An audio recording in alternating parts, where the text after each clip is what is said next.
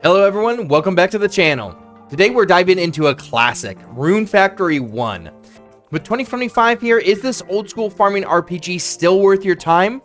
I'm going to break down the pros and cons and everything in between, and also compare it to some new age farming sim games. Rune Factory 1 originally released on August 24th, 2006 for the Nintendo DS. The game combines farming, dungeon crawling, dating, and monster taming. It's a unique mix that sets it apart from modern farming sims, and let's take a closer look at each core element. First up is the farming. The mechanics are pretty straightforward: plant seeds, water your crops, and harvest them when they're ready. But here's where it gets interesting. There's an advanced mechanic involving an item called the greenifier. For example, if I use a greenifier on my level 1 potato seeds, they level up into level 2 potato seeds. Then by using an item called the seedifier, I can convert those level 2 potatoes back into level 2 potato seeds, and I can repeat this cycle using the greenifier again to eventually reach level 99 potatoes. Each level increases the value of your crops. Although it's simple at its core, this system is more advanced than most farming sims I've experienced in 2024, but I do have to admit, I didn't use this feature much because the dungeon crawling aspect was enough to satisfy all my money-making needs in the game. Speaking of dungeon crawling, there are 8 caves in Rune Factory 1. In these caves, you battle monsters, mine for ore and valuable crystals, and discover rare monster drops. The crystals are incredibly valuable. Just a few days of mining can net you more money than you'll ever need in the game. Now, I'll be honest, this does kind of overshadow the farming mechanics.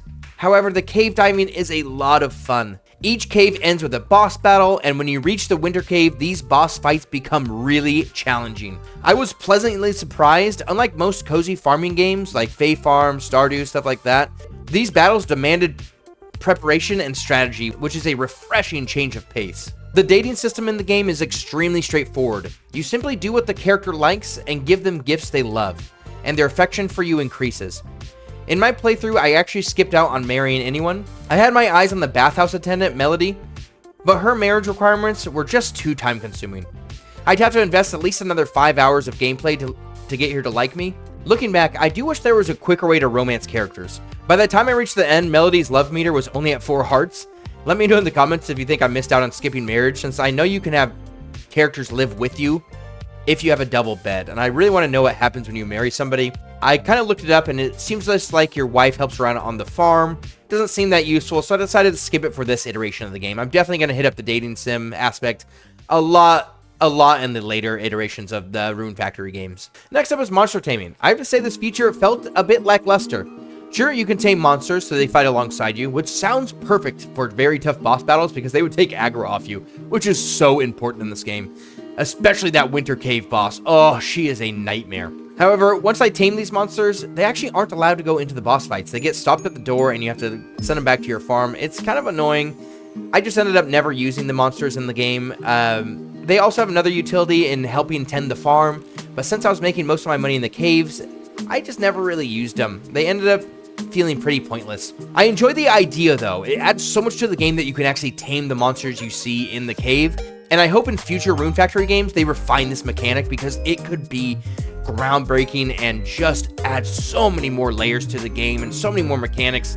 I like the idea of monster taming more than I like the idea of just crafting a sprinkler for your farm.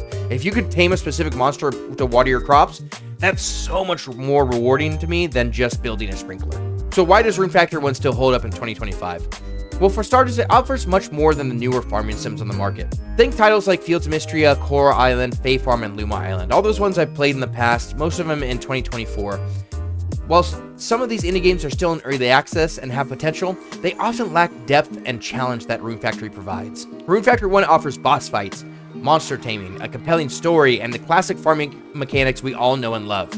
Many modern farming sims have shifted to a more cozy, Animal Crossing style experience, where there's no real end goal, just endless farming. In contrast, Rune Factory challenged you to farm smarter and grind harder to defeat progressively tougher bosses, which gives you a real sense of achievement. Now, of course, being a game from 2006 on the DS means some aspects felt pretty dated.